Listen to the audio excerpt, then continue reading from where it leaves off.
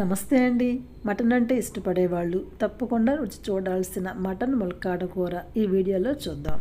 Mutton ముక్క మెత్తగా, ములక్కాడ ముక్కలు జ్యూసీగా చాలా బాగుంటుంది. కుక్కర్లో నూనె వేసి వేడయ్యాక ఉల్లిపాయ ముక్కలు, పచ్చిమిర్చి ముక్కలు వేసి కాస్త మెత్తబడి రంగు మారేంత వరకు వేయించాలి.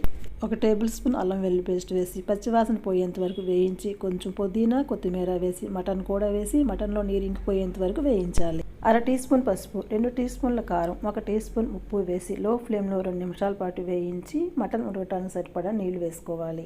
మనం తీసుకున్న 1/2 కేజీ మటన్కి 1/2 లీటర్ నీళ్లు కరెక్ట్గా సరిపోతాయి. మూత పెట్టి విజిల్ పెట్టి 8 విజిల్స్ రానివ్వాలి. కుక్కర్ చల్లారాక మూత తీసి మటన్ ఉడికింది లేనిది చెక్ చేసుకొని 2 టీ స్పూన్ల ధనియాల పొడి, 1/2 టీ స్పూన్ చొప్పున గరం మసాలా, జీలకర్ర పొడి వేసుకొని ములక్కాడ ముక్కలు కూడా వేసి ఒకసారి కలిపి మూత పెట్టి 1 విజిల్ వచ్చాక స్టవ్ ఆఫ్ చేయాలి. అంతేనండి, ఎంతో సింపుల్గా మటన్ ములక్కాడ కర్రీ రెడీ అయిపోయింది. వైట్ రైస్లోకి చాలా బాగుంటుంది.